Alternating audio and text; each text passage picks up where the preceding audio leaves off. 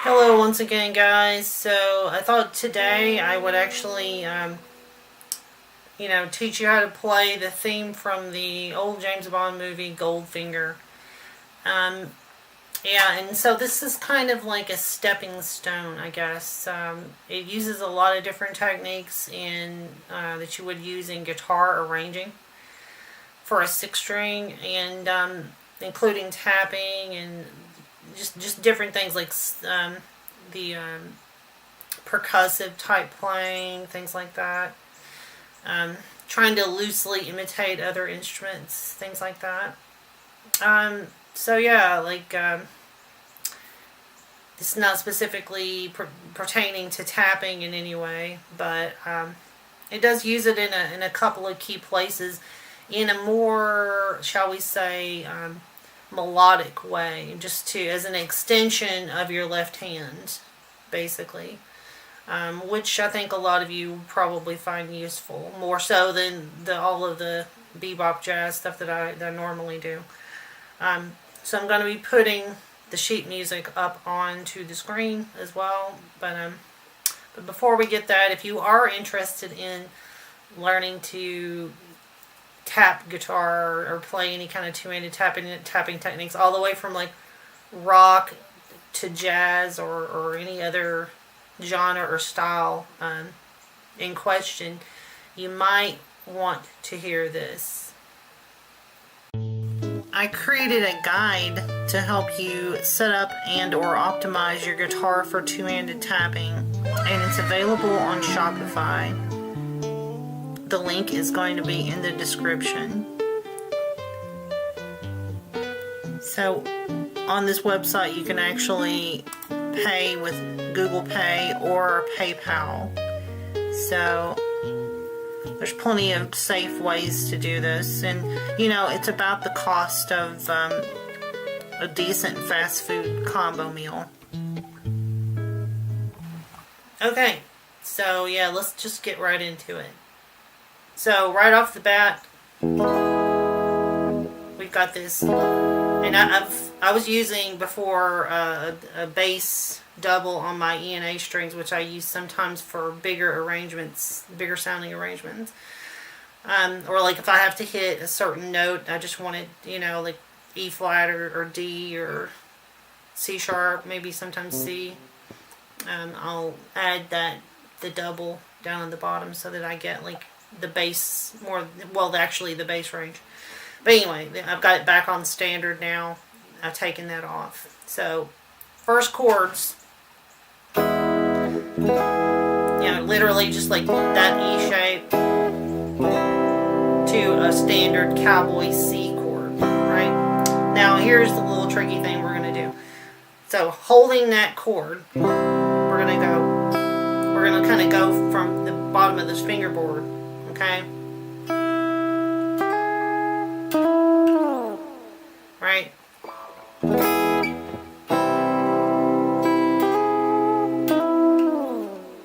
So, with the open E. So this is the trombone lick that you hear them play, And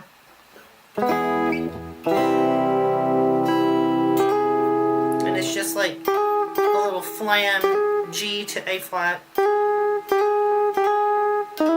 to E flat to E, and then we just kind of slide off.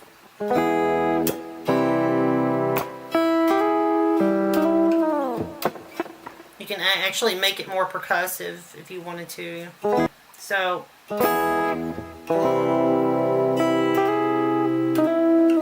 we do it twice. Then we come into the main melody with the vocals, which is, and that's just paring down the chord, right?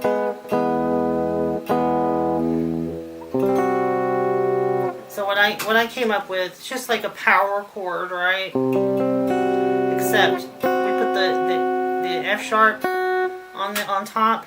There's a bit of a stretch there. And then we play the open E.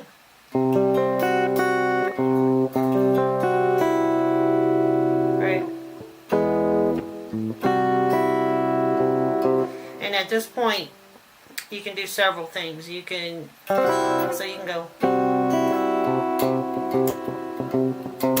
and that kind of adds a percussive thing. I don't always do this all the time, you know, but sometimes I do this in arrangements. Sometimes sporadically.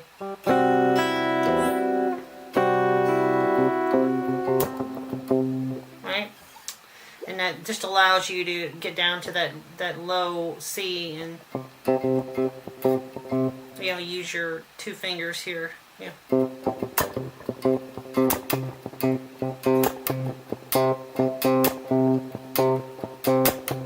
Kind of percussive technique. Then, so like there's a run in here, this like that the strings do, the low strings, right? So what we're gonna do instead of actually playing all those notes is just go. We're gonna cheese it a little bit and just slide all the way down to an A,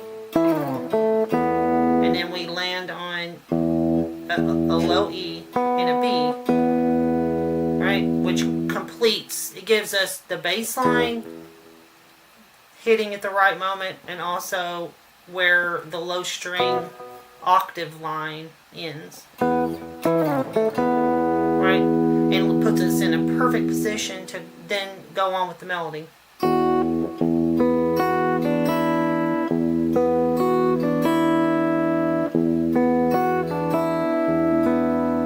Right? And I like to do a major 9 chord here, just a regular, A, but with the stacked fifths, the B in there too.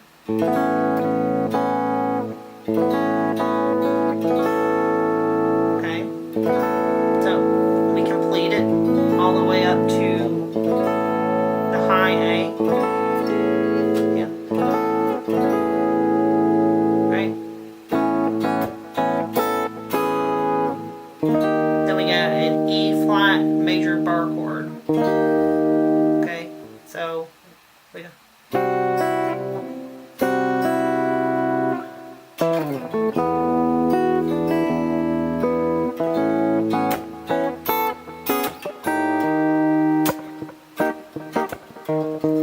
So you can do all of those kind of little things. So what you need to do if you want to add the percussive stuff is basically just you just really learn the chords, like make the melody and all the chords and the bass line speak perfectly.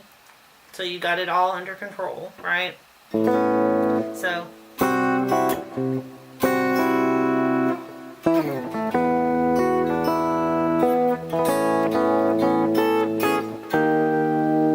right? Then you can add the percussive elements to it, you know.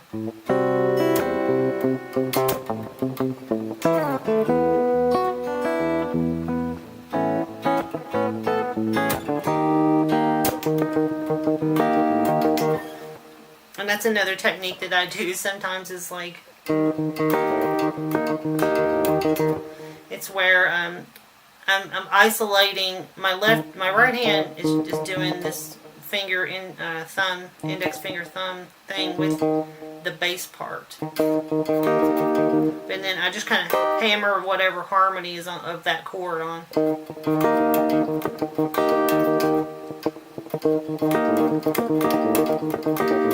It's kind of like when I do my drum patterns, you know, with the little pad, you know, it's like playing a drum groove, except it's split out over different fingers and different techniques. So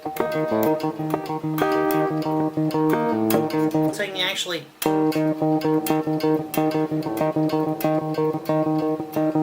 1E into 2E into 3E into, yeah, but you don't have to do that. This is just optional, you know. Continuing on with the melody. Then we end on a B major chord. Right.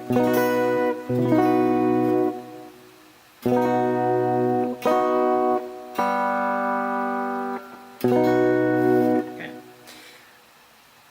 So again. And then this is so we just literally are going.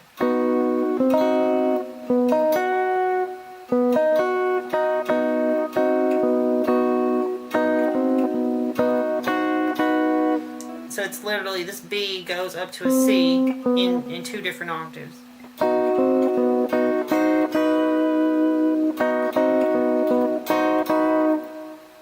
As above, so below, right?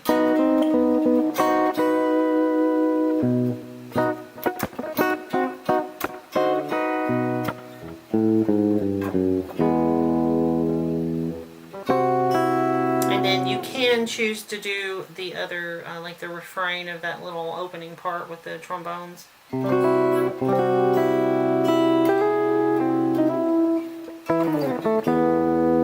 then again, slide right into the, you know.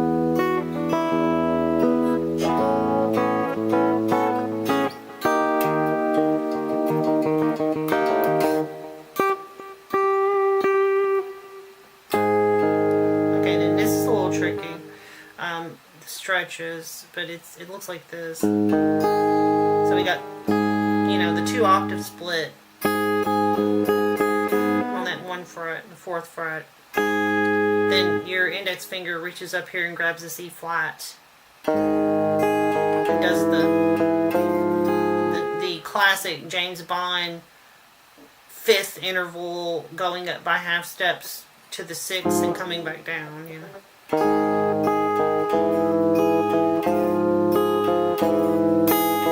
It's literally like, you know,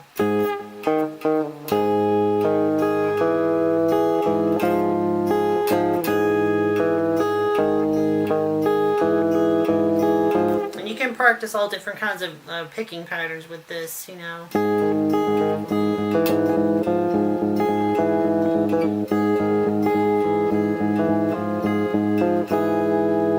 Then we continue on with the melody. Then it lands on an E flat minor chord.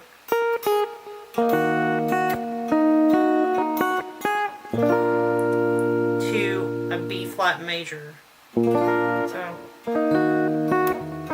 and this all of this is the top note of the chord is the melody, right? You just have to learn to delineate the 2 things.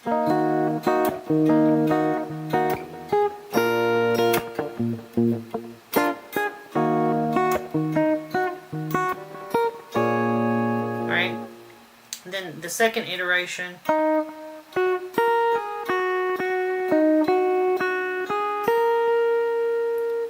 it goes. So we got B flat, 7 sharp 9, right? But I like to have my thumb down here, so.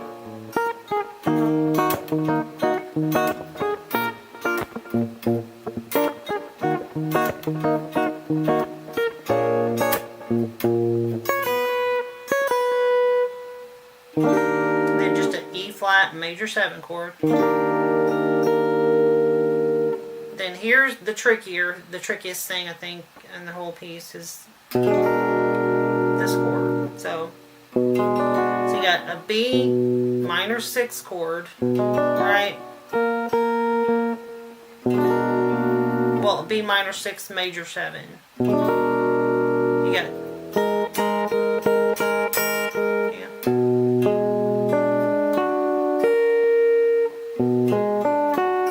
Okay, so it's B, A flat, D, F sharp, B flat. So they go.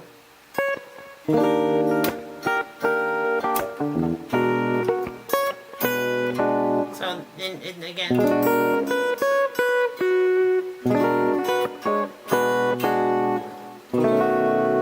So the easiest fingering when you play this B9 is to just slide back down here.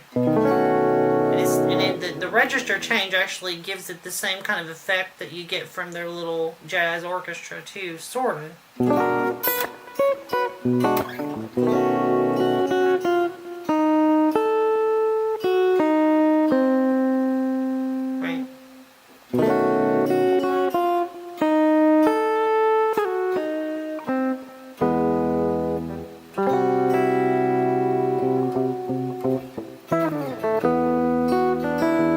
And I should add too, when I play octaves, I usually always plug them at the same time. I don't do it the George Benson, Wes Montgomery way.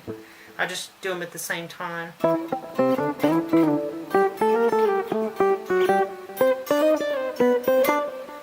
You just pluck them and play legato.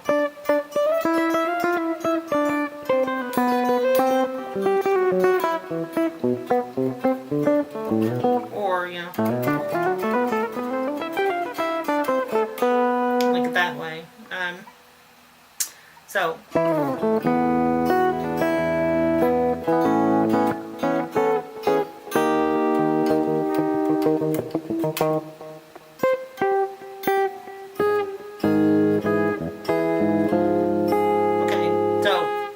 here's a little tricky part.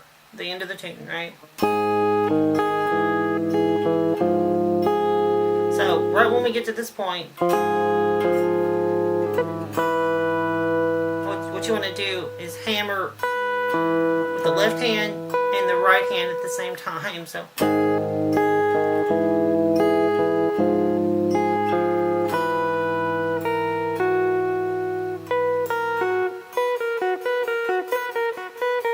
that's all it is.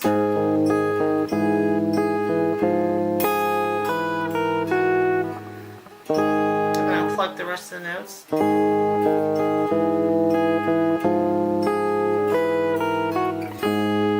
And you can even kind of pluck that note as you're moving your hand back down here, you know.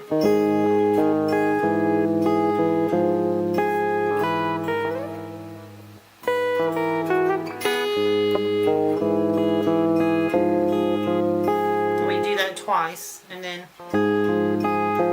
it lands back on this. We do the same thing, except it goes. Okay, so.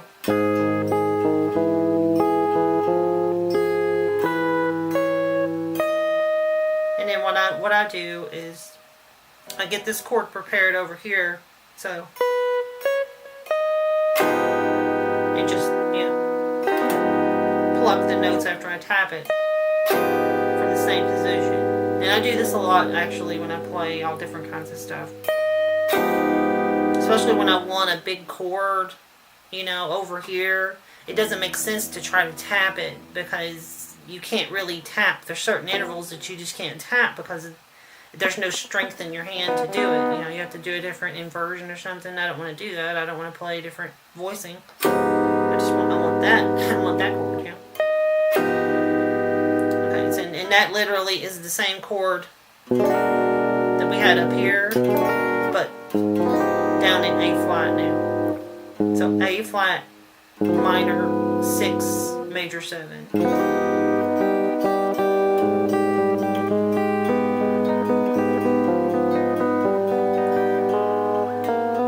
I think they use this in Moonraker or something too. John Barry does, but all right. So we go.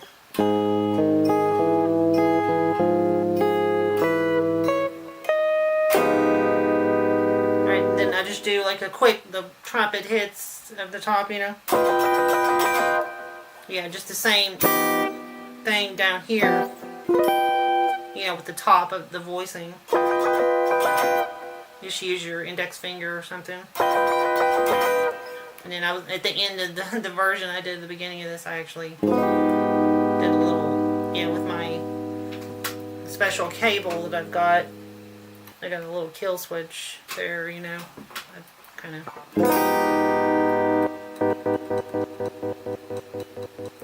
emulating that tremolo effect that you hear. And that is pretty much it. And all together, it's like this.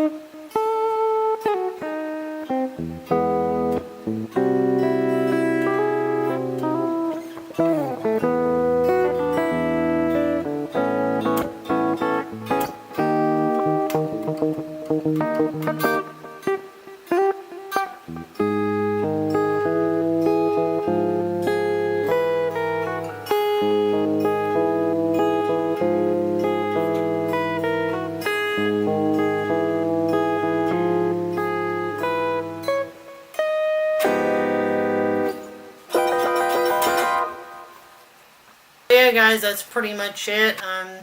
Hope you got something out of this. And again, it's kind of a stepping stone between maybe you don't even play fingerstyle. You're trying to learn how to do solo guitar arrangements. You know, it makes sense to use like movie themes and stuff, familiar things that people might know.